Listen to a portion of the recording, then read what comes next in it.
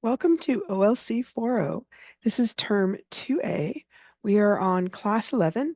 Today we're going to be looking at assignments number 14 and number 15, and we're also going to be examining correlative conjunctions. I am Jillian Percy, and welcome to the course.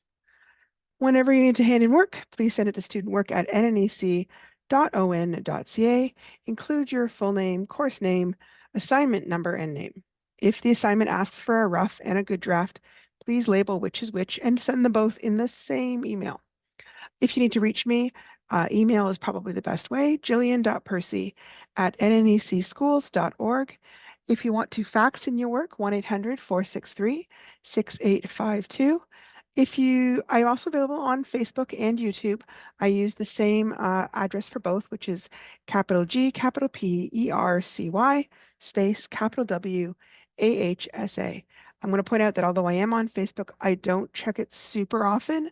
I do check email constantly throughout the day, so that's a faster way to reach me. Okay. So yesterday we were talking about conjunctions, and they're a way to join words, phrases, or sentences. There were three main types of conjunctions. We've talked about coordinating conjunctions before, where we join two independent clauses using words like for, and, nor, but. And then we also discussed subordinating conjunctions, where we join one dependent clause to an independent clause. So today we're going to talk about correlative conjunctions. Let's see, what have we got here? Okay, they are used to show how two words or phrases are related to each other within a sentence. Sometimes they're also used to connect two sentences. They always come in pairs. So for example, we could either hike through the woods or fish on the lake this afternoon. Either and or are correlative conjunctions. Whether you bike or drive to work, you'll need to show your parking pass, where whether and or are correlative conjunctions. Not only did my boyfriend buy me a beautiful necklace, but he also bought me a matching bracelet. Not only and but are a pair of correlative conjunctions. Sorry, that does not roll off the tongue easily. Here is a list of some common correlative conjunctions. And again, they work in teams. And if you look at that chart quickly, you can see that there's an ellipse between the first set of word or words in the pair and the second. And that's because there would be some words that would go in there. And the ellipse is showing you, hey, you need to finish that off. So look at the bottom, we've got if, dot, dot, dot, then. And so I've added in the words, if you are hungry still, then let's go get some pizza. So they're showing that to show there needs to be words between those two conjunctions.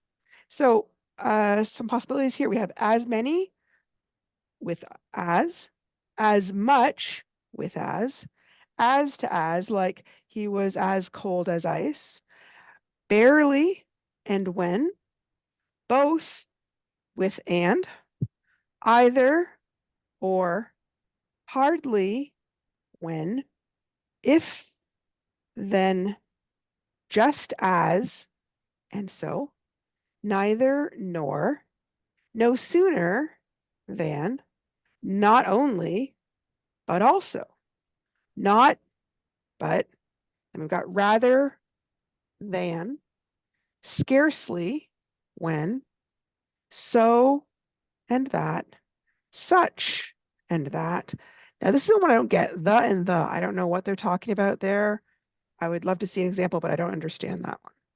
What with and then whether or. So then I've got some examples of these because it's a bit vague. It's hard to picture them right there. So in a sentence, I've put the correlative conjunctions in bold. And remember, they work in pairs. So there always has to be two sets of them. So not only is the rent due today, but also the car insurance needs to be paid. You can either go back to school or start looking for work. No sooner had he asked where everybody was than the doorbell rang. He had scarcely walked into the house after work when His boss called again. I would rather go out to dinner with you than just watch a movie. Just as you would like people to treat you well, so should you treat others with respect. He had barely got the driveway shoveled when my mom arrived for her visit. Okay, and you can see those are ones we use all the time. We just didn't realize probably that there was a name for them. I know I didn't. If you do use a pair of correlative conjunctions to join two independent clauses, which some of the ones we just did definitely were doing, then you use a comma before the second element or the second pair of the conjunction pair. So if dot dot dot then, and if I had a sentence, if you get your homework done early, there's my dependent clause, comma, then we will have time to go see a movie. Okay. And some of this you probably are already doing instinctively. The problem is sometimes when we're not, it's hard to explain kind of on the fly what's wrong with it. So I'm kind of trying to explain it ahead of time. So if you see me put a little mark on your assignment, you know what I'm talking about, right? So here I've got some sentences. They have conjunctions, and we need to look at them and decide what kind of conjunctions are these sentences using? Are they coordinating, subordinating, or correlative? Okay. So it says, I can neither confirm nor deny that statement. All right. So I would not say it's coordinating because although nor is a can be a coordinating conjunction, deny that statement is not a complete sentence. Subordinating, deny that statement also does not have a subject. So it also can't be a subordinating one, but it could be a correlative one. So I'm just going to kind of give this a green box to cover it in there. Okay. I have to go shopping, but my check hasn't come yet. Okay. What kind of conjunction have we got there? We've got I have to go shopping, then we've got but, and my check hasn't come yet. Those are two complete sentences. I have to go shopping, my check hasn't come yet. We've joined them with the word but, which is a coordinating conjunction. Very bright green here, sorry. Even if I wanted to, I can't come to the game tonight. All right. Even if, yeah, there's no second pair there, so it can't be a correlative. And even if I wanted to, that makes this clause dependent because it can't stand on its own. So it has to be a subordinating conjunction. He had scarcely opened his eyes in the morning when the kids were in the room demanding to go to the park. So that's pretty, we just had the scarcely when combination. So I know that that is a correlative one. And let's see the next one. After you finish the dishes, let's go for a walk. All right, let's go for a walk can stand on its own, but after you finish the dishes cannot. So that makes that another one with a subordinating conjunction. Okay, so today we're going to look at song lyrics as a type of writing. This is in it's assignment number 14 in unit 1. Okay. Sometimes we're so used to the music being the most important part of the song, but the lyrics can often be just as important. But they are a little trickier to read than just a normal paragraph, right? Because they are written a little bit differently. So let's take a look here. They're similar to poetry, and sometimes this difference can seem intimidating or make it hard for us to understand what it means. Not everybody feels really comfortable reading poetry. Some people feel like it's kind of confusing. So sometimes looking at lyrics, you can have the same feeling inside. Now, in popular songs like rock songs, all those kind of things, right? The lyrics generally have two main parts. There's some other little parts, but we're going to talk about there's a verse and the chorus. The chorus is the part that gets repeated after every verse. It's often very short and catchy. So if you've got like, hit me, baby, one more time, that's talking about the chorus, right? It comes up over and over again.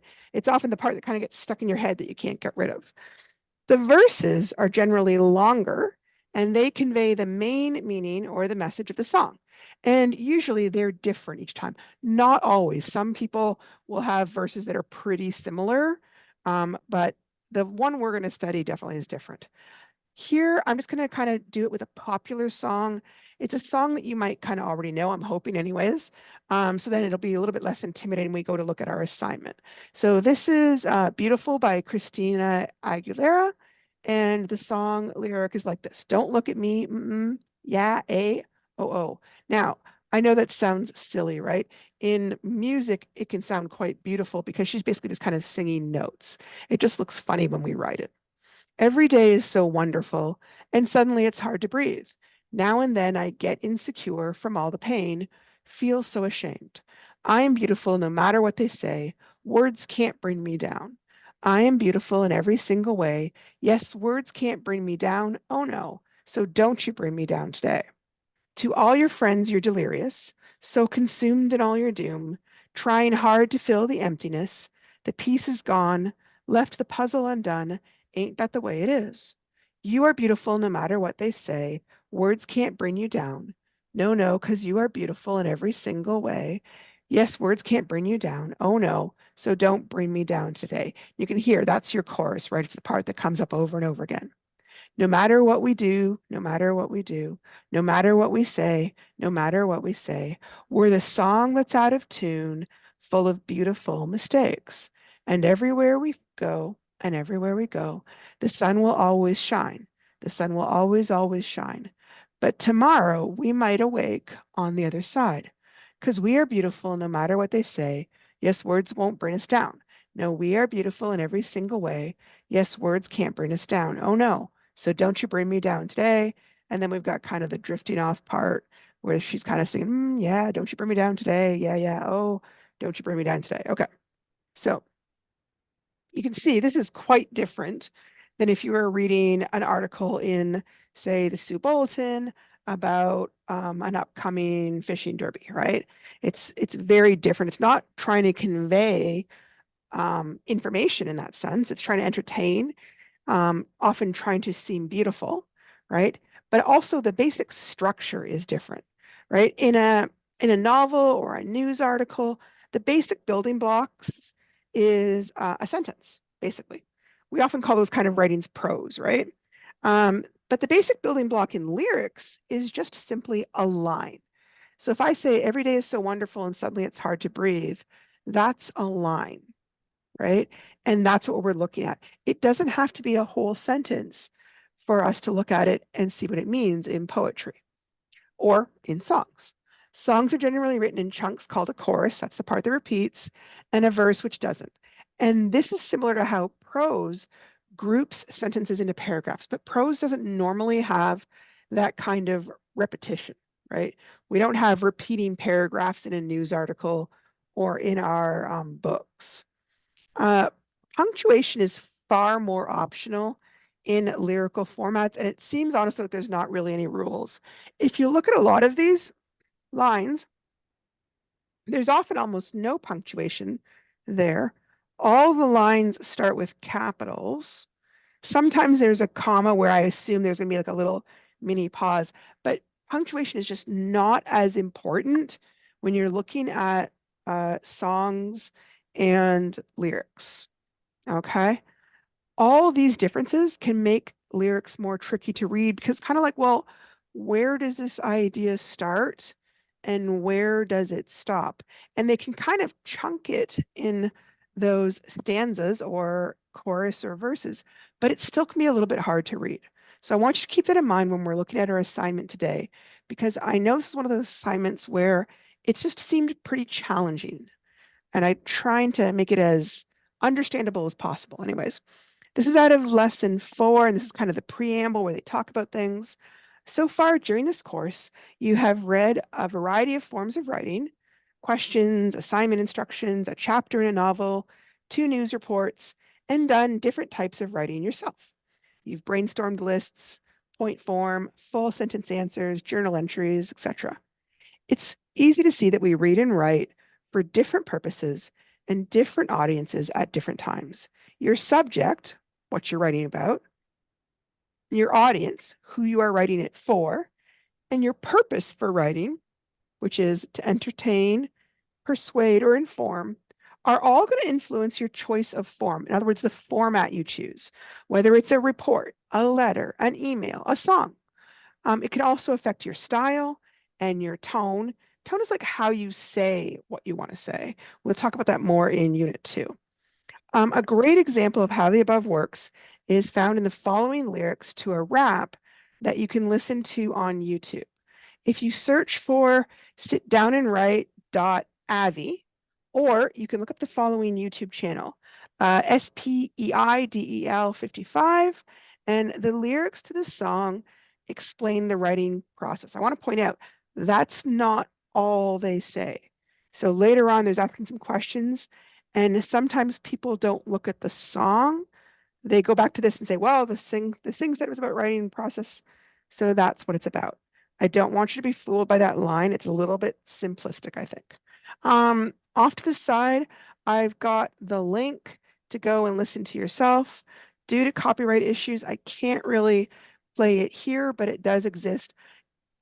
If you go to it, you're going to see initially there's some school age kids kind of lip syncing to it. So don't be put off by that. It's still a good song to go and listen to, right? Okay, a lot of talking today. So in the left-hand side, you can see the beginning of the song.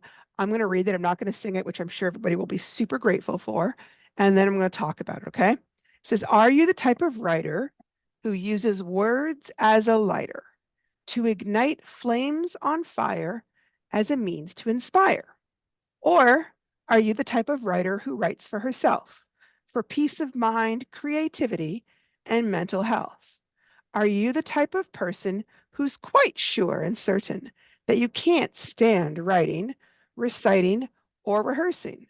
Or are you that hidden talent in the back of the class who loves to tell stories, but no one cared to ask? Are you a future journalist, playwright, or poet developing your skills, and you might not even know it?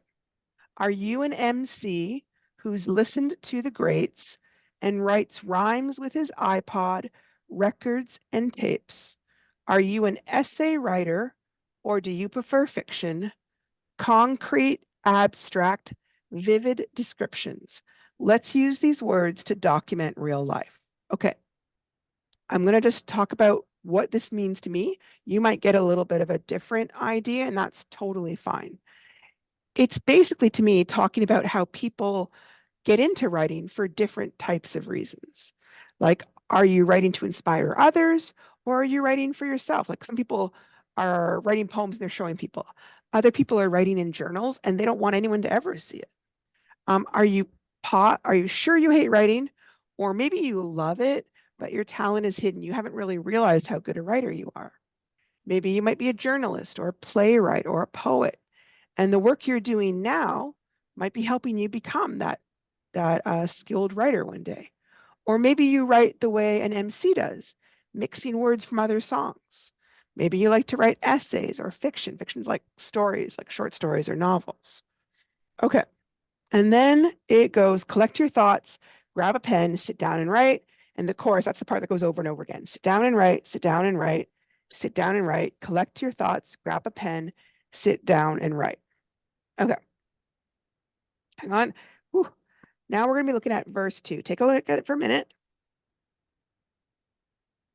First, you need some focus and a plan. Figure out what you're writing in the best way you can. Ask yourself questions that you think might be relevant, like related to it. Access prior knowledge that will help you with development. So think about stuff you knew from before. Free write, brainstorm, and outline the elements. Refine your craft and write a first draft. Organize your thoughts, connect the future with the past. Now you're on your way to success real fast. Be open-minded. We all need feedback. Some writers think they're too good and don't need that. Embrace other input. Be willing to revise. Try to understand your work through someone else's eyes. Reevaluate, reassess, reorganize, edit and re-edit. That's a word to the wise. Share your work with others. Try reading it aloud. Your finished product will be something that'll make you proud. So this verse I feel like is a little bit harder to understand, in part because of some of the vocabulary they're using. Some of it is a little bit unusual.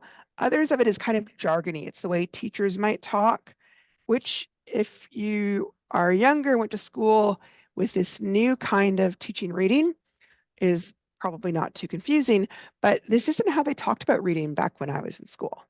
Um, so for things like access prior knowledge, right? Now that's one of those strategies we teach where we want people to think about what they already know about a topic before we read a new article. And that way they can make connections in their head, right?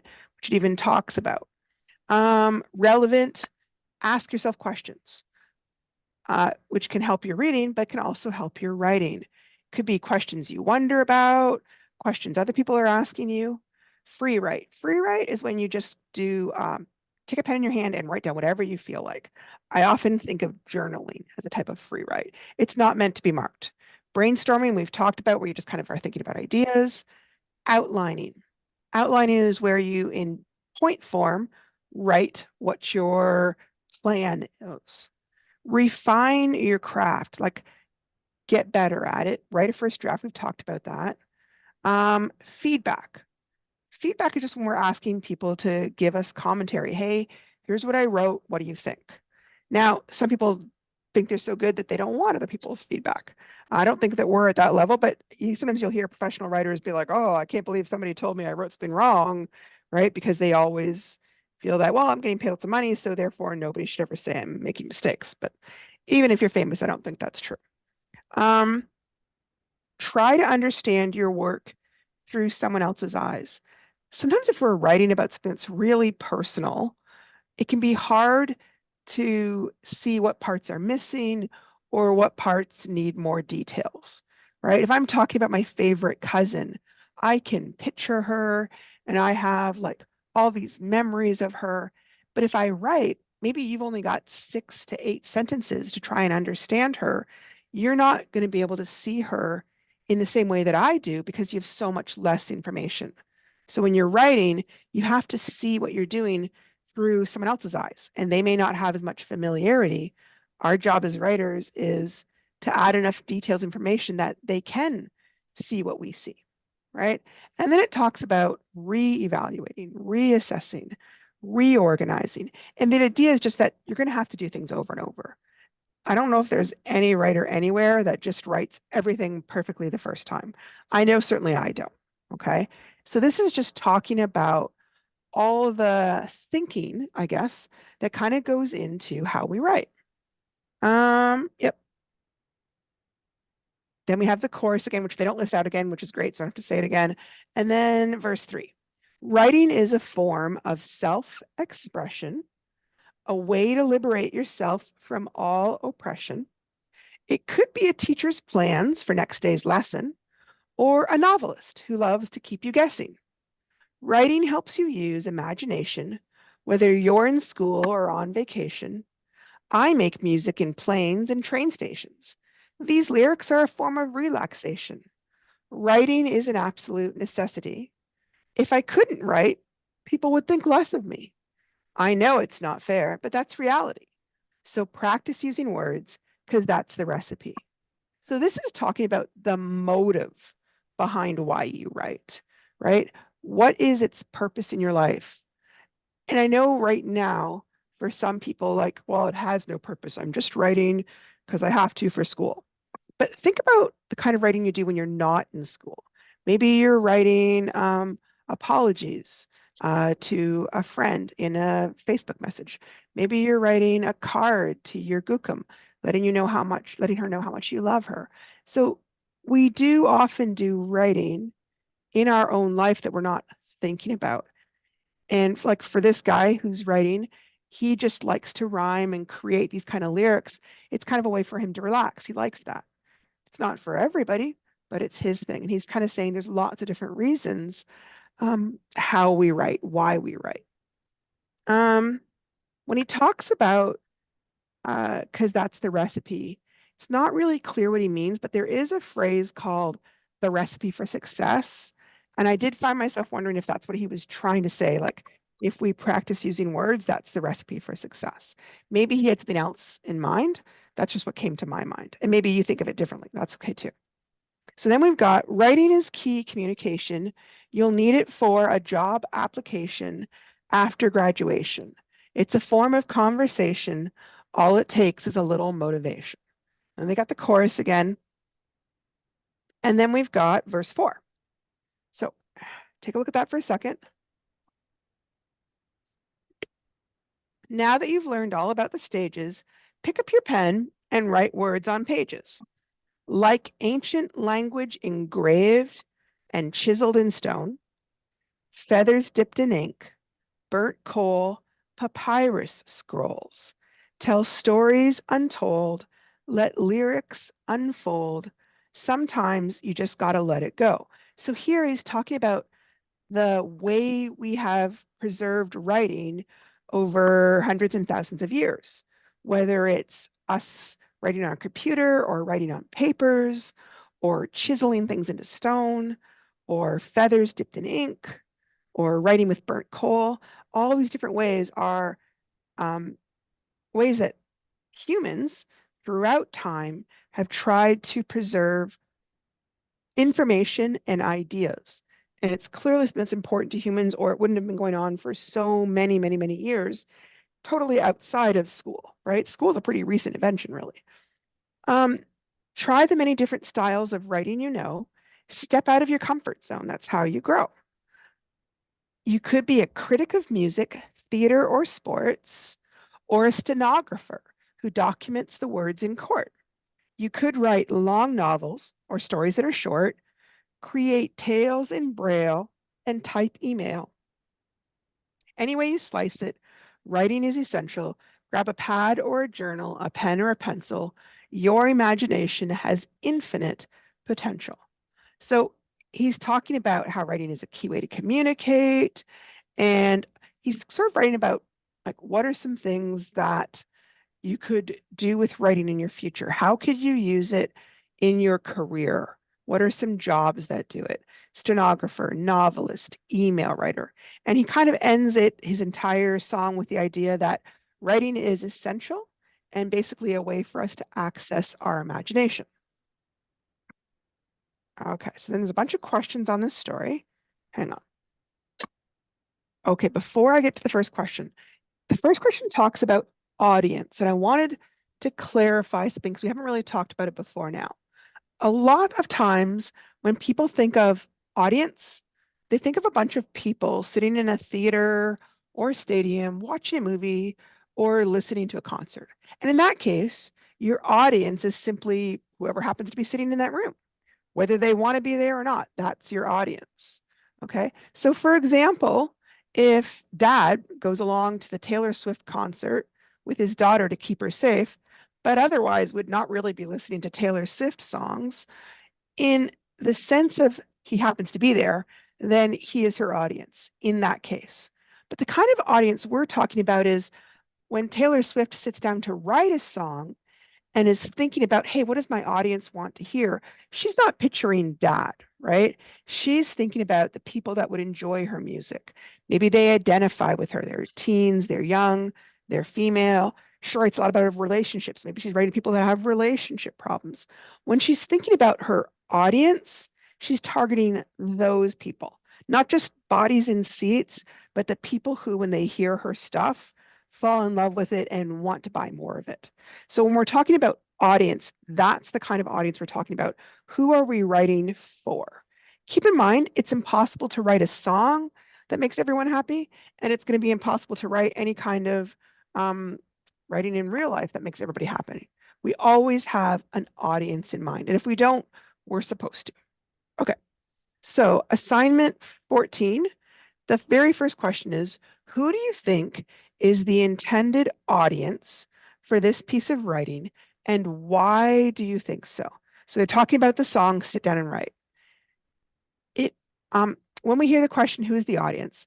It's tempting to just say everyone, but that is rarely true. So I'm going to beg you, please don't write that to me, okay? First, think about the age.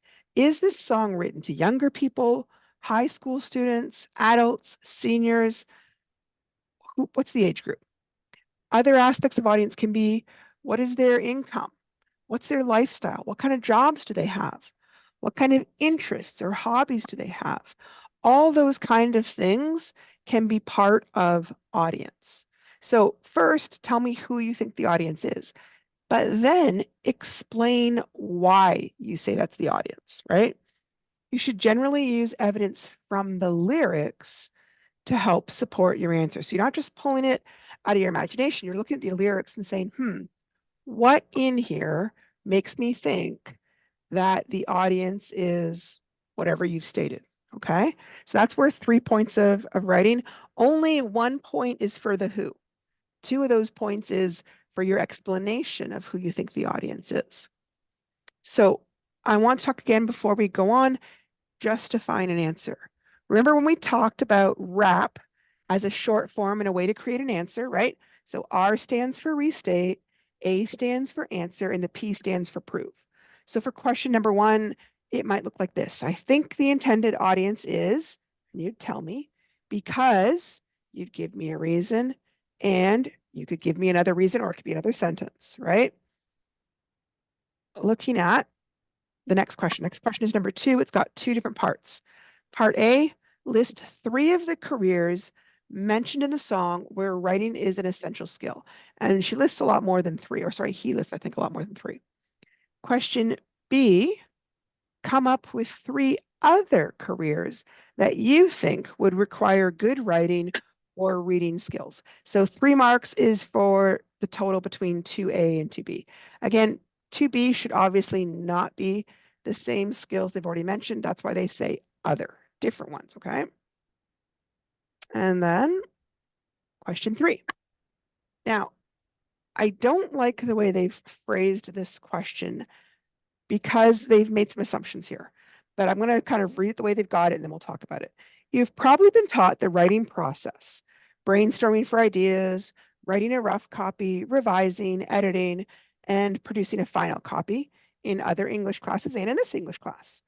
Whether you've realized it or not, sit down and write also teaches those same skills. I want to point out, but that isn't the only thing it does. It's part of what it does. It's the part this person is focusing on, but I want to point out it is not the only part. And I'm saying that because it comes up in about a minute here, right?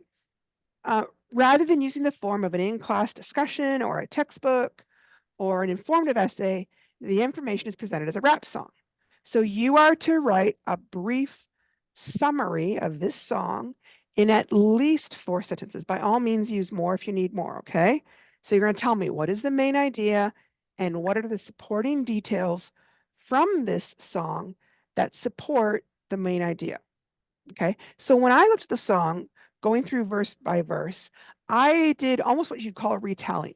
I tried to list almost every single detail the song included and try and explain it. We went really in depth. But a summary is much different than a retelling. It's much shorter, for one thing, and it tries to list the most important points about what you read. Okay. It's trying to prioritize and summarize, not just any 4 points. I can't just talk about, say, the first verse and then never talk about anything else. That doesn't work. That's not a summary, okay? In this case, they're only looking for 4 or 5 sentences. You can use more if you need more to explain your ideas. Please don't just stop at 5 because, well, they said 5 and I'm done, even though I haven't finished explaining my ideas. Keep on going, okay? Think about the main idea of the song. What is its overall message? What are some of the big concepts or the statements that support that main idea? Okay, and we haven't really discussed how to figure out the main idea much because we've been reading like novels and stuff like that, so it hasn't really come up. But here, I'm going to give you another article. We're going to look at it and we're going to try and find the main idea of this passage. Ooh, so this one is talking about The scientific method is the title, okay? But I couldn't say that's the main idea. It's not enough. That's the topic, not the main idea. In ancient times, people tried to explain the world around them based on what they saw. People in ancient times saw that the sun came up from one side of the earth, moved across the sky, and went down on the other side. Based on this observation, they believed that the sun travels around the earth. Going directly from observation to conclusion is called non-scientific thinking. Here is an example of non-scientific thinking. Maybe you had a sick stomach and you ate a candy bar. An hour later, you observed that you felt much better. You might conclude that it was the candy bar that made you feel better. But there are other possible explanations for the observation. Maybe you'd taken some medicine an hour earlier and it took a while to work. Maybe enough time had passed and you would have felt better anyways, even without eating the candy bar. Non-scientific thinking happens all the time. The scientific method is a way of thinking that helps you to avoid drawing incorrect conclusions. It helps you to avoid non-scientific thinking. It reminds you to gather evidence to support your conclusions. The 5 steps in the scientific method begin by questioning an observation and end with a conclusion that is based on evidence. Step 1 in the scientific method is to ask a question about your observation, such as, what makes a sick stomach feel better? Step 2 is to state a possible answer to the question or a hypothesis, such as, a candy bar makes a sick stomach feel better. Step 3 is to test the hypothesis. This can be done in many different ways.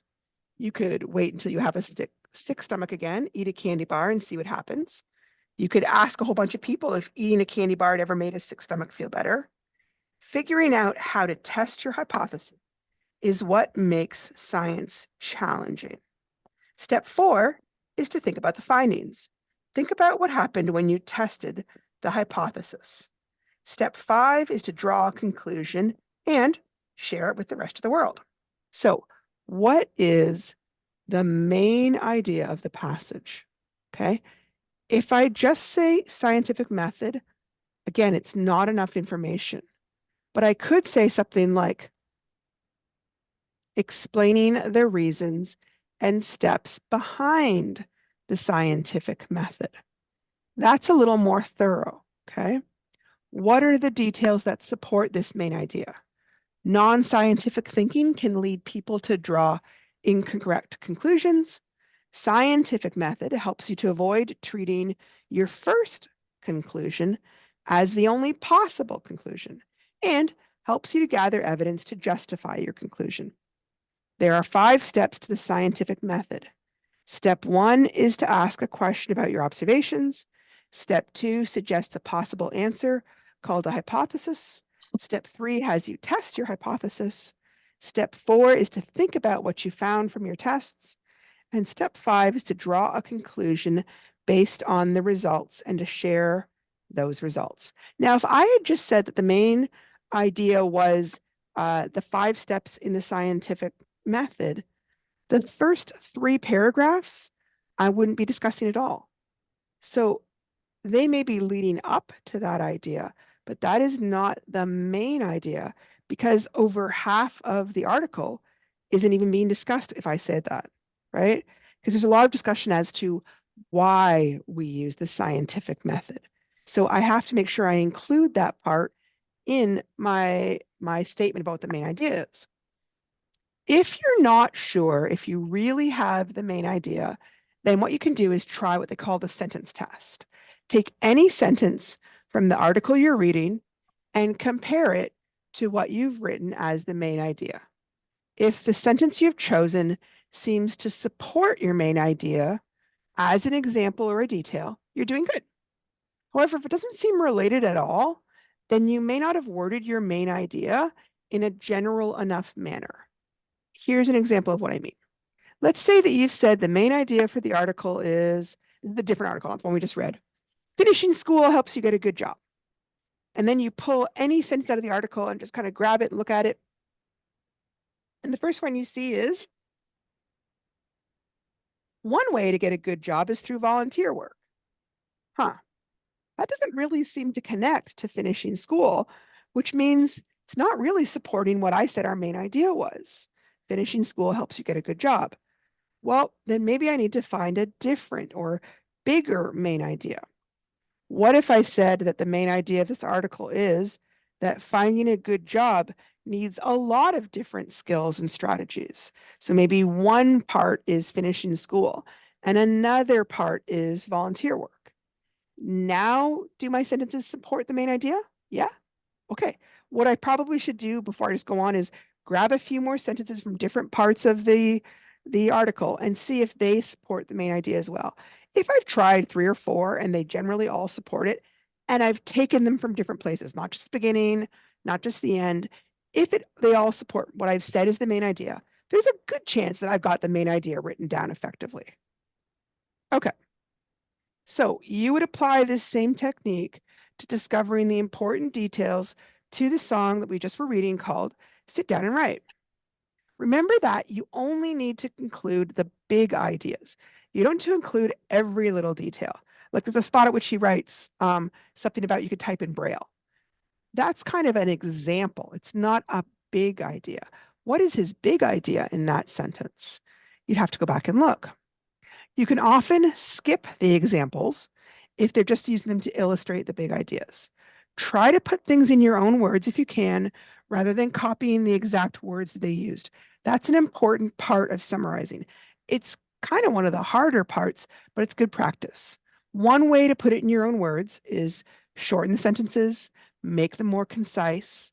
Try and think of synonyms for key words that they use so that you can rephrase what they're saying, but still keep the same meaning to the sentence or the idea. You're not going to be able to go through sentence for sentence. That wouldn't be a summary, it'd be too long. Okay, after you're finished the questions for assignment 14, we're going to look at assignment 15. I don't think it's really a long one. It's basically just editing a paragraph. Okay, so right here in the gray, there is a paragraph, and they've made a whole bunch of different mistakes, okay? Capitalization mistakes, usage, punctuation, and spelling mistakes, right? Those are the things that people check at the very end when they're happy with what they've written. A lot of times people can just get very focused on fixing the spelling mistakes, but you really do need to be aware of the other errors. It can affect how people read and understand what you've written. Okay. So starting here, capitalization. What do I need to check with capitalization? First of all, we've discussed these before. Basically, the first letter in names, titles, and sentences would be a good summary. One quick reminder, if you are editing run-on sentences and you use a period to create a shorter sentence, then you've made a new sentence start right afterwards, in which case you need to put a capital for that first letter. So here's an example. Maybe my original sentence was, the bear was hungry after spring and it began to look for food. But I've revised that. I've taken out the word and I've put a period right after spring. So now I have, the bear was hungry after spring, period. Now I'm starting a new sentence. It began to look for food.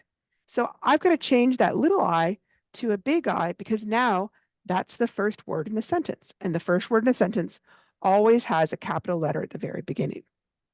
The two other errors that I see with capitalization is the word I always has to have a capital letter, okay? Even when it's part of a contraction.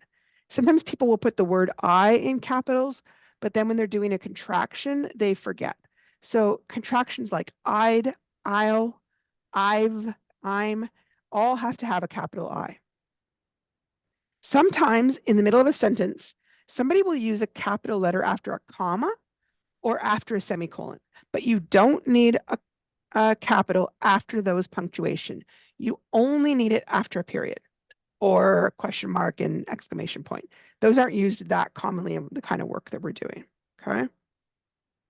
So here I've got a little, oh, I forgot to fix this. It's okay. The whole point is that we're fixing mistakes. What about capitals? There are a bunch of capital errors, and I don't know if you noticed, but spell check is pointing out some problems, but it's not pointing out any of my capitalization errors. Your computer won't necessarily find all your errors. You're going to have to use what you understand about punctuation and capitalization to fix things. So let's read this and see, where should I have a capital that I have not put one? Spring is the most hopeful time of the year. The days are gradually brightening, chasing the night further away each day. The air warms up so slowly it is almost undetectable.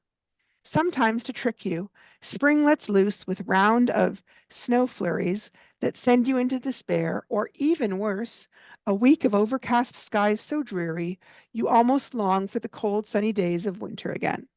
At first, I thought it was just me, but I see the signs all around in others. New clothes and stylish haircut, or suddenly putting on their sneakers and hat to jog down the street. In winter, cold makes you want to hide and feeds into dark thoughts that might haunt you. But spring promises that the night is not forever and darkness does not win. Just around corner, summer is coming. Okay, so capitals. One that stands out right away is here in the middle of a sentence. They've used a big E. I just need a little e. Another one that stands out, I as a word has to have a capital letter. I think here. Oh, here's another one where after the comma, they made the O a big O, but it just needs to be a little O because it's in the middle of a sentence. Is there any other ones that seems like it for now? Okay, let's take a look at the next thing. Usage. Usage is a really generic category. It's kind of large. Basically, anything that needs to be corrected because being used incorrectly. Things like words in the wrong order in the sentence. Every sentence has to have a subject, verb, and make sense. If it doesn't have those, you need to fix that. Singular nouns must have an article in front of them, including any adjectives. So like the old red barn. I can't just say old red barn. Plural nouns do not need to use a or n, but they can use the word the. The more you understand grammar, the bigger the concept of usage is going to get. But right now, we're just focusing on those. So we're looking for, at the moment, I think I really focused on singular nouns just to kind of make it easy for us. Here we are. We got a few minutes left. Okay. Where have I forgotten to put articles? This is a really tricky one, okay? Because not all languages use articles the same way that English does. Spring is the most hopeful time of the year. Good. The days are gradually brightening, chasing the night further away each day. Yes. The air warms up so slowly it is almost undetectable. Sure. Sometimes to trick you, spring lets loose with around a space round of snow flurries that send you into despair, or even worse, a week of overcast skies so dreary, you almost long for the cold, sunny days of winter. Yep. At first, I thought it was just me, but I see the signs all around in others. New clothes and a stylish haircut, or I could put stylish haircuts if I want to make plural. I'll do stylish haircuts. Or suddenly putting on their sneakers and a hat to jog down the street. In winter, the cold makes you want to hide and feeds into dark thoughts that might haunt you. But spring promises that the night is not the spring, I would say. The spring. But the spring promises that the night is not forever and darkness does not win. Just around the corner, summer is coming. Trying to decide if spring needs the one or not. Not sure. I'm going to leave it there for right now. Okay. Then you would look at punctuation. I don't find punctuation is a huge issue other than how it connects to sentence structure. Question marks are just fine. Exclamation marks are just fine. Remember to use a period at the end of a sentence. Don't try and use a comma to connect two sentences. We only use commas for separating items in a list or separating short phrases like in the summer they love to go camping, comma, to pick blueberries, comma, and to go fishing. Dashes, colons, and semicolons. They're not used very often. If you are using them, make sure you're using them correctly. Okay. For punctuation and sentence structure, check for incomplete sentences, check for run-on sentences, check for any kind of long sentences that are confusing, and any sentence that you aren't sure has a subject. I'm going to skip over the next editing thing and say spelling. You are welcome to use spell check on the computer, but keep a few things in mind. It will not correct homophones that are incorrectly spelled, or if you've used a wrong word, but it wasn't the right word for what you meant, it's not going to correct that either. The other thing is sometimes it will put a little wobbly red line under something and tell you it's a mistake when it's not really a mistake. Maybe an unusual place name that's not in its dictionary, unusual names of people, or unusual spelling of a name. Canadian spelling of some words. A lot of computers are using American dictionaries. So if I spell color, C-O-L-O-U-R, it'll tell me it's a mistake, even though it's not. Foreign words from other languages. So you're welcome to use spell check, but be aware it's not going to catch every single thing. All right, I don't have too much else here. Yep, we've talked about that. The biggest thing is where a word sounds the same. It's a real word, you've spelled it correctly, but it's the wrong word for where you're trying to use it. Okay. If you're having any kind of problems with this, by all means, contact me. Remember that assignment 15 is only worth 5 marks. So even if you feel like you're not great at proofreading, don't worry too much about it because it's not an enormous amount of marks. Even if it didn't go well, it's not really going to affect your overall grade. It's just a tiny assignment, okay? It's just trying to give you practice for doing that in your own writing. Okay, it is Thursday, so this is the last class of the week, and I will talk to people next week. Thank you so much for joining us. Does anyone have any questions? No, we're good? Okay, good. And I will talk to people next week.